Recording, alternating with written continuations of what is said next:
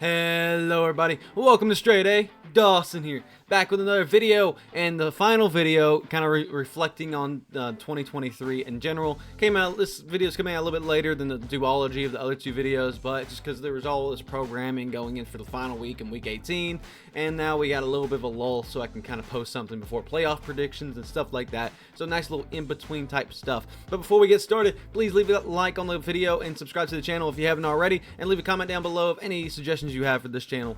Now, if you didn't know what this video exactly is, because you didn't read the title or just whatever, basically it's the best of each of these teams for 2023, and basically the best thing that probably happens to the team, best thing that they've decided on, just a highlight of the team making a good decision or making a decision that would hopefully benefit their team for years to come, at least for the meanwhile. Now, some of the decisions that I'm going to say are still things that we still have to see exact implications from. A good example will be my Broncos here, but just decisions that kind of come from a place, and it's like, well, okay, we still have some things to see, but we're not going to over scramble for it. We're not going to like overthink it too much, because it's a good thing right now. It's setting up for the future in a positive way. It can be a positive thing as long as it's used appropriately, type deal. So, and I'm going to try to steer away from, winning this amount of games or blank and blank, like making the playoffs or clinching a 1 seed. That's not really things they did. It's just things that happened. So I'm going to try to keep it more specific on these type of deals. And by the way, I'm getting my head cut off. I've readjusted my webcam a couple times, so we're getting used to the angles that I gotta come at. So we're just going to keep it simple. We're just going to go to the point. First one up is going to be Indianapolis Colts, and I think the best thing of 2023 they did was getting Anthony Richardson. I think Anthony Richardson's going to be really good for the system. It's a different type of quarterback than what the franchise is used to. It's something exciting for them, and they didn't, use a lot of capital to get them to that spot. Granted, Anthony Richardson did get hurt, but I mean, that's just an unfortunate thing for the first year. Let's roll back next year and just see how it goes, that type of deal. We're still waiting to see how Anthony Richardson pans out. But either way, I think it's a step up from what we possibly saw with Bryce Young, who we're still trying to figure out. We're going to go with the Saints next. And I think the Saints acquiring Derek Carr. I know that I've kind of talked bad about Derek Carr, and I believe I even mentioned some things they need to do in 2024 about move on from Derek Carr. I think having Derek Carr there in the system is good. I think the system they built around with the Saints, I think Derek Carr can be a good QB and was suitable enough to do well for the Saints. Obviously didn't pan out too well for them now, but you can also go into a couple different avenues of just like utilizing Alvin Kamara and keeping Alvin Kamara on the roster and keeping some of their veteran talent around there and actually kind of using them rather than kind of letting them peter off or all that. I mean, because none of the Saints players have too much trade value, so like, what are they really going to get out of it versus they're actually fighting for some playoff spots? So there's a couple different things you can say really good about the Saints team here, but I believe having Derek Carr on that roster is going to be a benefit to them one way or the other. The Falcons, while I am still not happy with the full utilization of it, it is a huge step up of them utilizing their younger talent. Drake London, his rookie year, had a pretty good season, like an overall okay season. Could have been better, though. Kyle Pitts last year wasn't utilized very well, and of course they didn't have Bijan Robinson. But those three this year have at least seen some lights of day.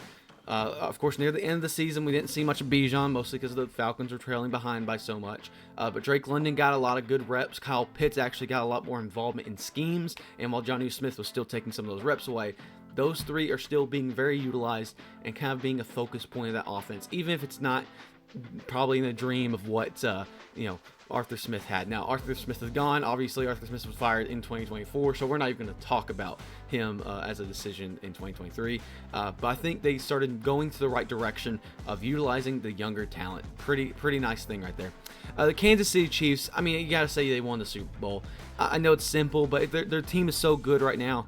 And if anything, when you're a Super Bowl winning team, you're at the peak. And all there really is to go down. I mean, you could say draft Rashee Rice. I think that was a good move, of course. And it's made overall adjustments to their defensive line and their offensive line. Overall, I mean, just good small adjustments. But there's nothing like I want to clamor more than just saying they won a Super Bowl. So come on. The Jaguars.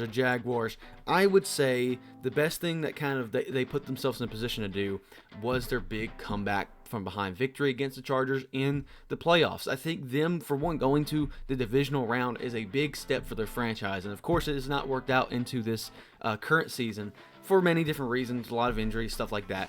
But the fact that they were able to get their franchise after being number one pick a couple of years in a row, finally got to the divisional round, not just made the playoffs, but they actually beat a team. And not only did they beat a team, they beat a pretty hot team. Well, I shouldn't say hot, but a really good team just like after a come-behind victory. And Trevor Lawrence is actually able to rally the troops around it. You could also say utilizing Calvin Ridley and getting Calvin Ridley involved near the end of the season. I think it's another good one you could put out there. Just this overall good highlights of what these teams have been able to do. And I think the Dolphins are a great example of for one, I think obviously this was a decision on Tua's part going into the season, but Tua deciding to stay in football, and the Dolphins saying, hey, if he wants to stick with football, this is our guy. I think I was a doubter against Tua. A lot of people were doubters against Tua. Mike McDaniels and that Dolphins back room, they had confidence in Tua, kept him basically saying, hey, we're going to work around you to do it, and look how well Tua's panning out. I don't think he's the greatest QB in the world, don't get me wrong, but he is easily a top 10. You could argue into the realm of maybe he can be in that top 5 range in the future. So I think them having confidence in Tua, even after his really bad concussions last year, I think having the great confidence in Tua has been able to do them really well. Obviously, I think they blew out their division leader here near the end of this, of course, season, but I think the Dolphins have made a really good move in keeping Tua. I was a little bit more nervous about Tua. Personally, I know some people claim, of course, that they weren't. They've always been behind Tua, but I mean, I can happily say that I was a Tua doubter, and now I really do enjoy seeing seeing Tua do well. So very well there. Ravens finally giving Lamar a contract. Of course, going to the season, there was a bunch of contract things with Lamar, and they finally paid him out. But I'm going to say a secondary runner-up thing was actually giving Lamar weapons. And I'm not going to say, obviously, they didn't do a big, oh, here's a wide receiver one. They kind of built together a Moneyball-style receiving core, which has worked out wonderfully. Zay Flowers has been a big pickup for the Ravens there, of course, but also Odell Beckham has been pretty all right for that offense. Rashad Bateman has had a couple good moments here and there. Of course, Isaiah Likely has panned out really well. Mark Andrews, of course, when he's out there, has been really good. Of course, they already had him. But you know what I mean? They've pieced together a good receiving group that Lamar can actually scheme around and be good with, rather than just throw him to the wolves with whatever receivers, kind of like how the Chiefs have done to Patrick Mahomes. They've actually given competent receivers, even if it's kind of moneyballed into what it is today. And maybe he was even built around him. Maybe the scheme was just fits for him and the receivers aren't that good, but just works around him. Either way, it's working. Now, the Bengals.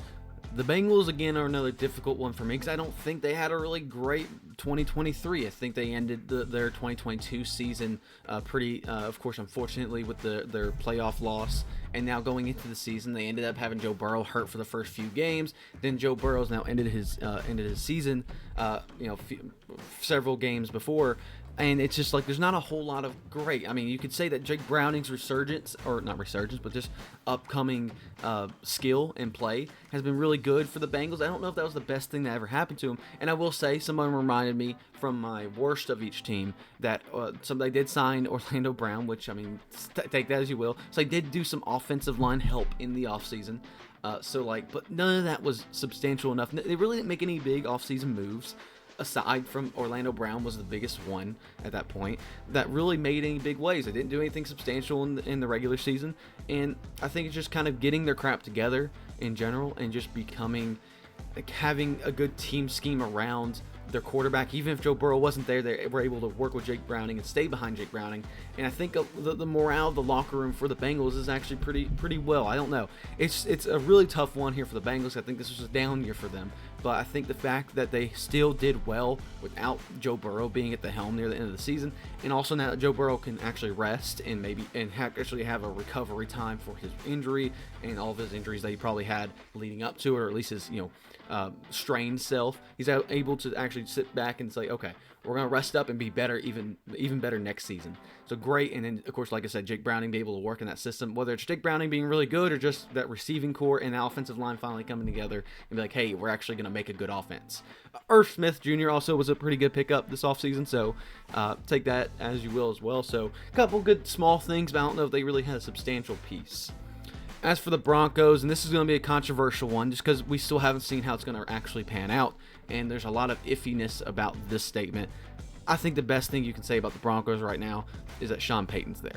And the reason why I'm going to say that, and this is coming from a Broncos fan, Russell Wilson's whole situation was kind of bad from the get-go. Not to say that Russell Wilson's bad, but the cap hit, the performance initially, Nathaniel Hackett's downfall as a head coach, and then even then Russell Wilson still had a little bit of a resurgence, it's really tough to say, okay, the Broncos had a really good move. Their best move was bringing in somebody Sean Payton. They couldn't go in and find another rookie type head coach or offensive coordinator type head coach or whatever. They had to focus on someone who could actually make some changes. And I mean, who's better than what's called a veteran coach who has changed the whole landscape of the NFL before and can actually come in, make the changes needed, and not have a backbone to it, basically. And I feel like that's the best thing that's going to be for the Broncos right now. He has the backbone to make those decisions, and whether or not you like his style, I guess that's going to be wait to be seen of how much that actually affects locker room morale. We'll have to see, especially with the owners of the Broncos, them getting more involved in the offseason here, I'm sure. We'll see, but I mean, also, I just think there's some good things that can still be taken away from Sean Payton at the helm, even if it hasn't been the greatest thing in the world. Chargers, did they fire Brandon Staley in the... Oh, yeah, they definitely did. It's only been 9 days into the season. Yeah, Brandon Staley's firing 100%. Boom, bada bing, best of 2023. Easy. Giants, man, this is also not an easy one because they also had a little bit more of a down year. Paying Saquon and keeping Saquon there is probably a good one because he was their offense once Daniel Jones went down. Arguably, actually, before Daniel Jones went down, he was awful, or Daniel Jones was awful. Saquon actually was pretty much the whole offense. So, I mean, that's pretty much the only good thing I have to say about them, except for maybe giving Tommy DeVito a chance and gave us that meme of the Italian mob bosses. The Jets, man, again, also really rough here, but acquiring Aaron Rodgers, I think is the obvious one here.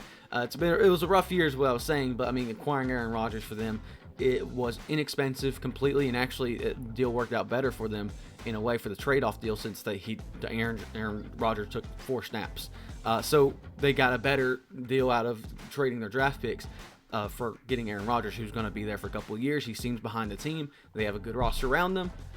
Acquiring Aaron Rodgers, and even though he got hurt, having Aaron Rodgers on the team helps a lot. And even then, they went, 7-10? So that's not bad at all. So I'll take that as a dub. Seahawks, another kind of rough year, kind of more of like a sleeper year type deal.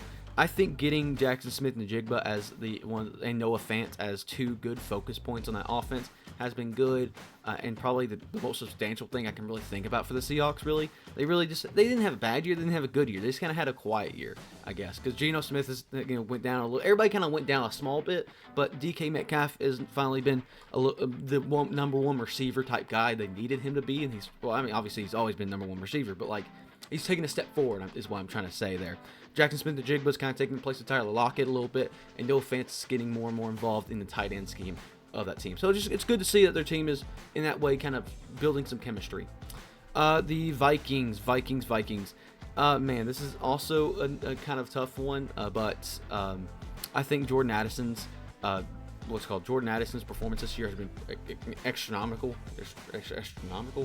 extraordinary. Either way, the Vikings also, offensive pieces and the recovery from Justin Jefferson showed how well and resilient that offense is, especially after Kirk Cousins went down. Once Kirk Cousins and Justin Jefferson went down and their offense was still kind of moving for a little bit, it went downhill. I think they sat Josh Dobbs way too quickly, but they had something there. Even without Justin Jefferson there, they're able to do something quite well. And I think their defensive schemes they've done something with their defensive schemes. It wasn't really their players or anything, I don't think, except for Danielle Hunter. Gosh dang. And their defensive scheme has gotten so good near the end of the season. So between those two things, the team is just getting better. Rather than acquiring big talent, they're just getting better and being more consistently played. Even though they weren't a great season compared to last year, they just feel like they're playing better and better. And if it wasn't for injuries, they'd probably be really, really good. The Rams, man, dude, I can go a million things here. I'm going to stray away from their defense since it's so inconsistent, but their defense has played well. That's one thing I want to get out of the way, is that they have bounced back with their defense in a more inconsistent manner, but they have. Sticking with Matthew Stafford, great one. Keep making sure they have Sean McVay still there, great one. Kyron Williams and his resurgence, great. Picking up Puka Nacua, probably easy answer there. But the fact that the Rams are rolling the way they are and their offense is as strong as it is the biggest plus for the Rams. And I will say, making the playoffs with this team right now, after just winning the Super Bowl, after giving up everything to win the Super Bowl, is damn impressive from this franchise. So that's all I'll say there. Bucks acquiring Baker Mayfield. I think just acquiring Baker Mayfield, and that's kind of the only thing I really can or want to say about the Bucs. Getting Baker Mayfield helped a lot. Lions, man, I think they just were really good. I just think the simple thing I'm going to say is they carried their momentum from last year into this year. I want to keep it simple. They won the NFC North for the first time in 30 years or whatever. I think I just kind of simply say they didn't just let the momentum die at their 9-8, knocking the Packers out of the playoff momentum that they had. They carried it into the first game of the season, won against the Chiefs, and just carried it. There's nothing really specific I can really say. All the team is kind of not necessarily the same, but they're just kind of better. Overall, the team just elevated themselves. Jared Goff elevated himself a little bit. Well, I guess maybe stat-wise, I didn't really compare that. But either way, he still feels good, better, whatever. Amon-Ra feel like he elevated himself. The defensive line felt like they elevated themselves, especially Aiden Hutchinson. Gosh, making sure that developing him, great. I just got to say, overall, that team just took a big step up and carried that momentum forward to an easy, what were they, the 3 seed? Are they 3 seed? I'm not exactly sure. Yeah, they're facing off against the Rams, so they're a 3 seed. So I just got to say that. They're carrying the momentum forward. The Bears. I think getting DJ Moore and making sure Justin Fields has weapons, and now they can see what they have with Justin Fields. Whether they're going to decide to keep Justin Fields or not, whatever they decide, whatever. They gave Justin Fields a chance, and whether you think that Justin Fields actually accomplished that chance or whether he didn't is not up for me to decide for you. It's just simple to the point that they had a great receiver and a good tight end already for him, and Justin Fields went out there and he had a chance to prove himself. And again, whether you want to interpret him being good or not is up for the Bears franchise and up for the fans and up for anybody else. I think has done all right and is maybe worth keeping and developing. But again, at least they gave him the chance to do so this season, and they acquired a ton of fucking picks. So, I mean, that's a pretty nice one. 49ers, I know acquiring Christian McCaffrey, of course, was a last year thing. So, I mean, just overall, man, having dominating wins. And here's what I mean by that. In beginning the season, I think just having dominating wins and carrying that momentum forward and just having the aura of being the best team. Plus, okay, I mean, obviously giving Brock Purdy the starting job, I think, is another great one, rather than the worrisome delve you can get into. Like, oh, he's he's the last pick of the draft. Like, he's not as valuable as like Trey Lance. Sticking with Brock Purdy was a great decision. And again, I was kind of nervous whether they were going to or not. I think they should have, just because he performed better than Trey Lance. And whether you want to say anybody can perform well, I think that there's evidence to support that Brock Purdy's performed the best in that offense. Simple and to the point. And you gotta take that with how you may, but keeping Brock Purdy there and keeping the offense and dominating wins they have had make them one of the biggest NFC contenders and a very, very strong chance of going to the Super Bowl under the NFC conference. Say what you will, Brock Purdy, dominating wins, simple to the point. Eagles, big step back for them. I think making the Super Bowl feels like a cop-out one because they didn't win it, so they really what they really gained from it. That's all I really can say they did, was just that this team right now, they know has probably another year, maybe after this year, with their offensive line aging, their defense aging, and the younger pieces of their offense that they have. I think they last year proved, hey, we're a Super Bowl caliber team. We made the Super Bowl, even though we've taken a big step back here near the end of the season. The fact that they were just there last season, kind of a Bengals effect. They know they have the roster to do it. They just did it. You can say it was luck, you can say it was circumstance, whatever. They beat the teams that were necessary last year. All they have to do is repeat it again, either in this playoffs or next year. So making the Super Bowl, I think, is simple. I know, and that seems like a cop-out, but I think that was a big morale boost for that franchise. The Raiders, there's not a whole lot of great here, is there? Because they got rid of Derek Carr, which wasn't good. They acquired Jimmy G, which wasn't good. Aiden O'Connell, which wasn't good. Josh Jacobs took a big step back. Was there anything good about this team, just overall? I know I'm a big bias guy against the Raiders here. I think the fact that, I'll give their coach some credit here. McDaniels has made this team at least very winnable. I mean, they're low-key 8-9. They've won games they shouldn't have won by a long shot this season. I'm not just talking about the Broncos ones. I'm talking about many other ones. And they've competed in good games too. And I don't know whether that's just the smart coaching. I'm just going to say that the coach played very smart with the pieces that he had. with no quarterback really, with only one big weapon, Jacoby Myers, I guess you can argue is a good weapon, and very few defensive pieces. The team has performed very well. For a roster that does not look like it could be an 8-9 team, they became an 8-9 team. So full credit to that coaching schemes. Boom, right up bing. I'll give the Raiders that. Packers, Jordan Love, keeping Jordan Love, developing him, and giving him pieces that he can kind of develop with. Even though they didn't give him a big wide receiver one, they feel like they supported them through that. Even the support that Aaron Rodgers never really received, I feel like that Jordan Love really received. And I think Jordan Love's upcoming playing type has been really astronomically great for the Packers. And I think putting themselves into a spot where they made the playoffs is also just a great one for the Packers, considering they had a lot of worry about going into the season. So good for them. Commanders, firing Ron Rivera was like 2 days ago, so that's not going to count. There's not a whole lot great here too. I'm going to say, and this is a controversial one just because I don't think that a lot of people would support it.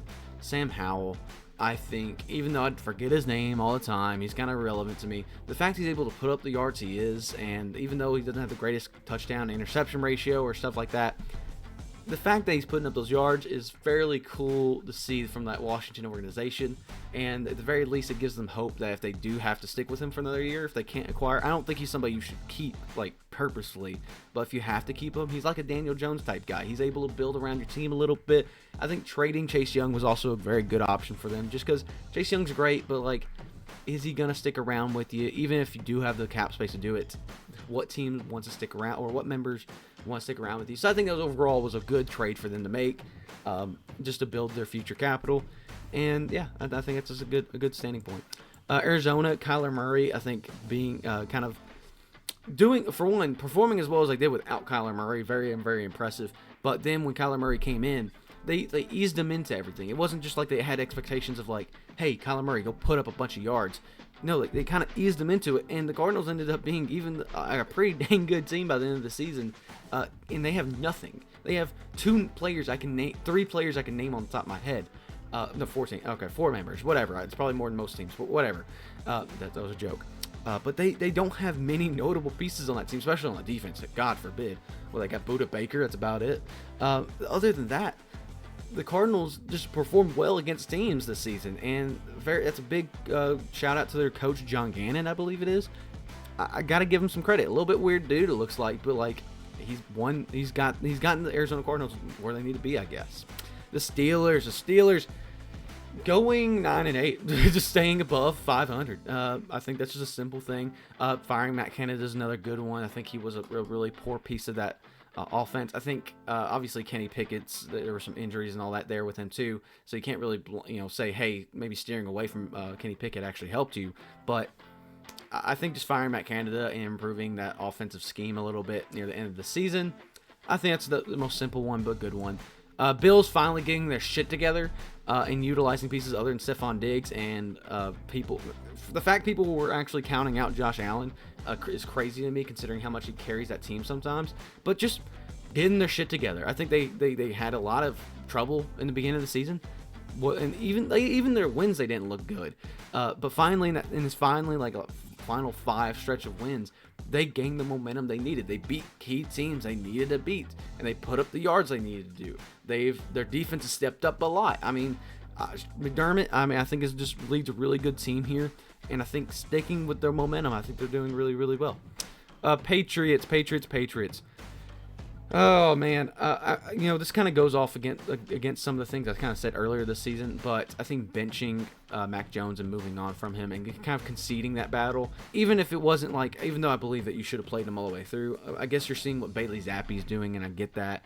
Maybe Malik Cunningham got a few games, but finally kind of deciding we're gonna move on from Mac Jones.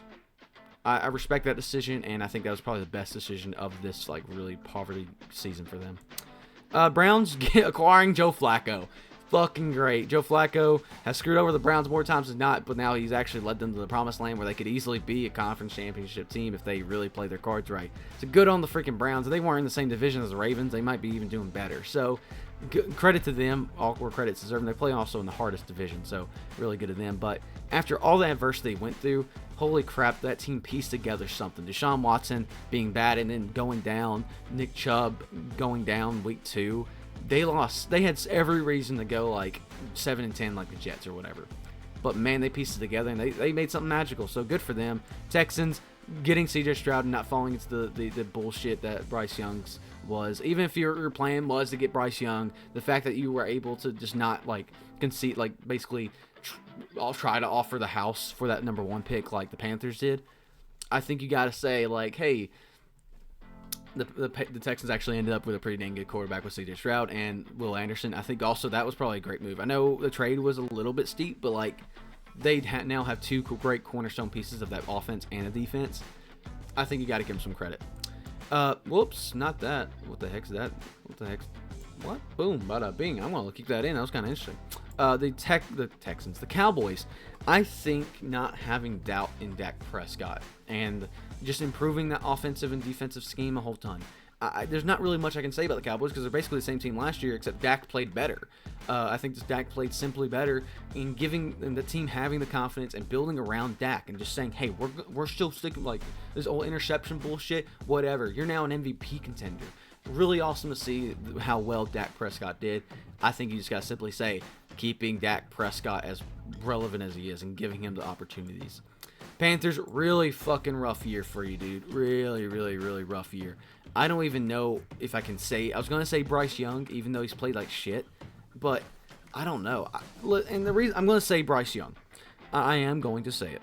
Because this year was big doo-doo for him, dude. But he's a rookie quarterback. Now, they didn't stop 2 other quarterbacks, or 3 quarterbacks even, from being better than him probably. Or 4. Many different rookie quarterbacks this year probably were better than Bryce Young. But the fact he went out there to a team that has no pieces. 0 pieces. You can say Adam Thielen's a Band-Aid. You can say... I can't even think of a player on the defense, to be honest with you. And I'm bad on the spot, too. But, like, that team has nothing. Like, you know how I described the Cardinals earlier? The Panthers literally have nothing. DJ Chark, sure, I guess. Whatever. The fact that Bryce Young went out there and did nothing with a team that didn't have anything, I think there's still some bright points for Bryce Young, and the fact that we know he is a great college quarterback. That's one thing you always got to think about. Now, obviously, college doesn't always translate to the NFL very well, and some big people end up being busts. But you know you have something there. You know you have something from Bryce Young. He wasn't just, even though he's complete trash this year pretty much, you know you have a good college football quarterback, and you know that you gotta string the pieces together, figure it out. But the fact that you have a quarterback that has potential to be up there is promising enough. That's about the only good thing I can pull together for this team, other than they acquired Adam Thielen, because I love Adam Thielen. Other than that, Christian McCaffrey was traded last year, so they, honestly, was that even a good trade? I guess for them, I would say so, just with how trash they are this year. But that's about all I can string together for this Panthers team, I'll be honest with you. It's probably one of the toughest ones, too. Tennessee Titans. By the way, firing Mike Vrabel probably will go down as... I don't know. I don't agree with that decision at all. I like Mike Vrabel, but maybe, I guess it's been a lot of mediocrity in the last couple of years, but he led you to a number 1 seed 2 years ago. Beside the point. DeAndre Hopkins, I think from seeing Titans fans as my friends and kind of seeing them react to the season, obviously they went through a roller coaster for emotions. I think 2 things. Giving Will Levis a chance that he, I think, deserved. I think finally giving anybody but Tannehill a chance, other than, obviously, due to circumstances. But beside the point, giving Will Levis a chance opportunity out there, and he actually did well, and he's done okay-ish. He's not just awful. Honestly, he's behind a bad offensive line with barely any weapons. Got to give him some credit. And I think acquiring DeAndre Hopkins really was a big, actually, help for them. Even though he's a Band-Aid, and they paid him a lot of money to be a Band-Aid, he's kind of revived that audience a little bit. People are really hyped to have DeAndre Hopkins there, which is just cool. I mean, I think it's kind of similar to Adam Thielen with the Panthers, but DeAndre Hopkins is one of the best receivers of all time, just in the sunset of his career. And I think just overall he's still playing well. He's still easily the number 1 receiver there, and he hasn't got hurt. I mean, the team seems to love him. The fan base loves him. I think it's one of the best things you could have done. I think DeAndre Hopkins is number 1 there. And this video did go a little bit longer than I wanted to, but I like talking about good things for teams. So if you enjoyed the video, leave a like down below. I'll be seeing you guys later. StraightA Dawson, out.